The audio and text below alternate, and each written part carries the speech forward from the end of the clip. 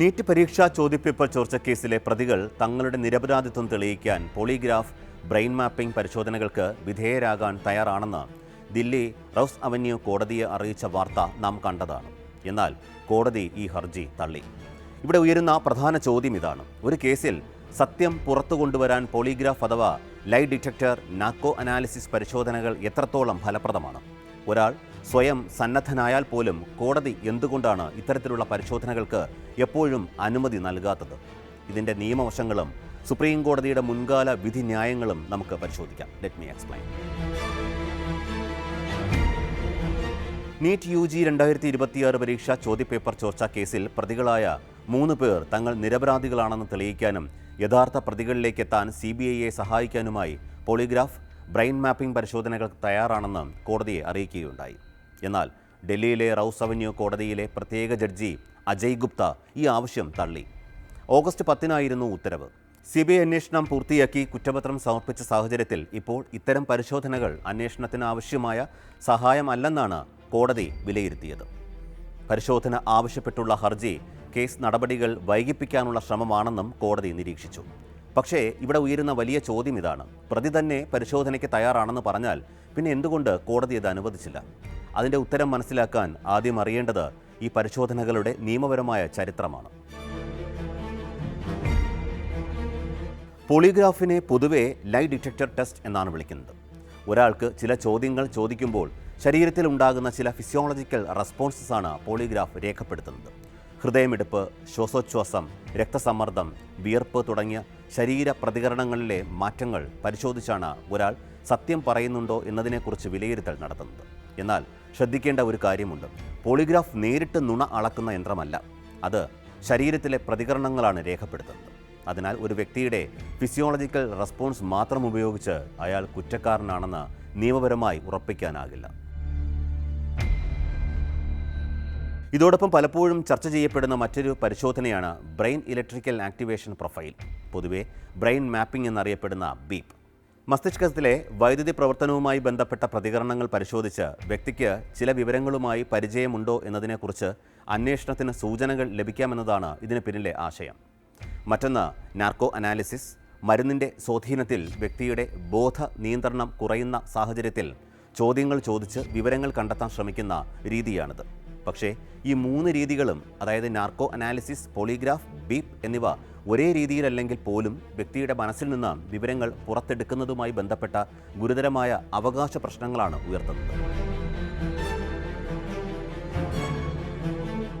2010 supreme കോടതി പുറപ്പെടുവിച്ച Selvi versus state of Karnataka വിധിയാണ് ഈ വിഷയത്തിലെ ഏറ്റവും പ്രധാനപ്പെട്ട നിയമത്തിലെ നാഴികക്കല്ല്. കോടതി വ്യക്തമാക്കിയ പ്രധാന കാര്യം: ഒരാളുടെ സമ്മതമില്ലാതെ നാർക്കോ അനാലിസിസ്, പോളിഗ്രാഫ്, ബീപ്പ് പരിശോധനകൾ നടത്താൻ കഴിയില്ല. അങ്ങനെ നിർബന്ധിച്ച് പരിശോധന നടത്തുന്നത് ഭരണഘടനയുടെ ആർട്ടിക്കിൾ 23 പ്രകാരമുള്ള സെൽഫ് ഇൻക്രിമിനേഷനിൽ നിന്ന് സംരക്ഷിക്കപ്പെടാനുള്ള അവകാശത്തെയും ആർട്ടിക്കിൾ 21 പ്രകാരമുള്ള വ്യക്തി സ്വാതന്ത്ര്യത്തെയും ബാധിക്കുമെന്ന് സുപ്രീം കോടതി വ്യക്തമാക്കി. ഇവിടെയാണ് ഈ കേസിനെ കൂടുതൽ പ്രസക്തമാക്കുന്ന ഒരു നിയമ ആശയം വരുന്നത്: മെൻ്റൽ പ്രൈവസി അഥവാ മാനസിക സ്വകാര്യത. സാധാരണ ചോദ്യം ചെയ്യലിൽ ഒരാൾക്ക് തൻ്റെ മറുപടി നിയന്ത്രിക്കാനാവും. എന്ത് പറയണം, എന്ത് പറയരുത്, എന്ത് മറച്ചു വയ്ക്കണം, ഇതെല്ലാം തീരുമാനിക്കുന്നത് വ്യക്തി തന്നെയാണ്. എന്നാൽ നാർക്കോ അനാലിസിസ് പോലുള്ള പരിശോധനകളിൽ വ്യക്തിയുടെ കോൺഷ്യസ് കൺട്രോൾ കുറയുന്നു. പോളിഗ്രാഫിലും വ്യക്തിയുടെ ശരീര പ്രതികരണങ്ങളിൽ നിന്ന് വിവരങ്ങൾ കണ്ടെത്താൻ ശ്രമിക്കുന്നു. അതുകൊണ്ട് തന്നെ ഇത്തരം സാങ്കേതിക വിദ്യകൾ മനസ്സിൻ്റെ സ്വകാര്യതയിലേക്ക് കടന്നുകയറുന്ന നടപടിയാകാമെന്നാണ് സുപ്രീം കോടതി നിരീക്ഷിച്ചത്. എന്നാൽ ഈ പരിശോധനകൾ പൂർണ്ണമായി നിരോധിച്ചിട്ടുണ്ടോ എന്ന് ചോദിച്ചാൽ ഇല്ല എന്നാണ് ഉത്തരം. ഇതാണ് ഈ വിഷയത്തിലെ ഏറ്റവും പ്രധാനപ്പെട്ട നിയമവ്യത്യാസം. സുപ്രീം കോടതി സ്വമേധയാ സമ്മതിച്ച പരിശോധനകൾക്ക് ചില സാഹചര്യങ്ങളിൽ വഴി തുറന്നിട്ടുണ്ട്. പക്ഷേ അതിന് കർശനമായ സേഫ് ഗാർഡ്സ് വേണം. സമ്മതം രേഖപ്പെടുത്തേണ്ടത് ജുഡീഷ്യൽ മജിസ്ട്രേറ്റിന് മുന്നിലായിരിക്കണം. പരിശോധനയുടെ മെഡിക്കൽ, മാനസിക, നിയമപരമായ പ്രത്യാഘാതങ്ങളെക്കുറിച്ച് വ്യക്തിക്ക് നിയമോപദേശം ലഭിക്കാനുള്ള അവസരം എന്നിവ ഉണ്ടായിരിക്കണം. ദേശീയ മനുഷ്യാവകാശ കമ്മീഷന്റെ മാർഗനിർദ്ദേശങ്ങളും പാലിക്കണം.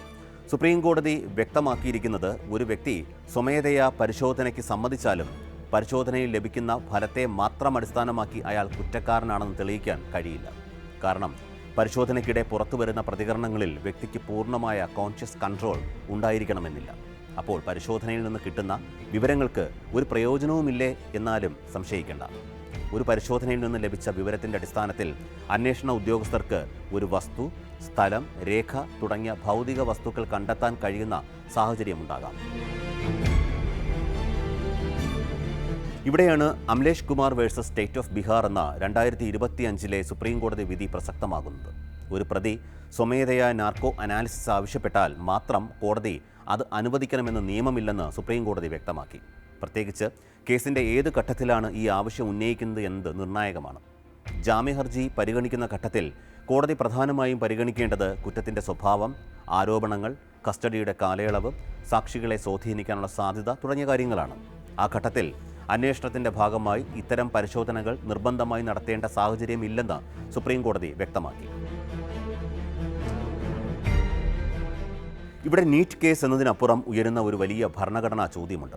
കുറ്റം തെളിയിക്കാൻ അന്വേഷണ ഏജൻസികൾക്ക് എത്രത്തോളം മുന്നോട്ട് പോകാം? ഒരു കുറ്റകൃത്യത്തിൻ്റെ സത്യം കണ്ടെത്തേണ്ടത് തീർച്ചയായും പ്രധാനമാണ്. അതേസമയം ഒരു വ്യക്തിയുടെ ശരീരത്തിൻ്റെയും മനസ്സിൻ്റെയും മേൽ നിയമത്തിന് എത്രത്തോളം അധികാരം ഉണ്ടായിരിക്കണം? ഇതാണ് മെൻ്റൽ പ്രൈവസി എന്ന ആശയത്തിൻ്റെ കാതൽ. കുറ്റാന്വേഷണത്തിന് സാങ്കേതികവിദ്യ സഹായകരമാകാം, പക്ഷേ സാങ്കേതികവിദ്യയുടെ പേരിൽ ഒരു വ്യക്തിയുടെ ഭരണഘടനാപരമായ അവകാശങ്ങൾ മറികടക്കാനാകില്ല എന്നതാണ് സുപ്രീം കോടതിയുടെ നിലപാടിൻ്റെ അടിസ്ഥാന തത്വം. നീറ്റ് കേസിലെ പുതിയ കോടതി ഉത്തരവ് വീണ്ടും ഓർമ്മിപ്പിക്കുന്നതും അതുതന്നെ. സമ്മതം ഉണ്ടെന്നത് മാത്രം കൊണ്ട് പരിശോധനയ്ക്ക് അനുമതി ഉറപ്പാകില്ല. പരിശോധന നടത്തിയെന്നതുകൊണ്ട് കുറ്റവും തെളിയില്ല. അന്വേഷണവും വ്യക്തിയുടെ അവകാശങ്ങളും തമ്മിലുള്ള ഈ അതിർവരമ്പാണ് ഇന്ത്യൻ നിയമവ്യവസ്ഥയുടെ പ്രധാന പരീക്ഷണം.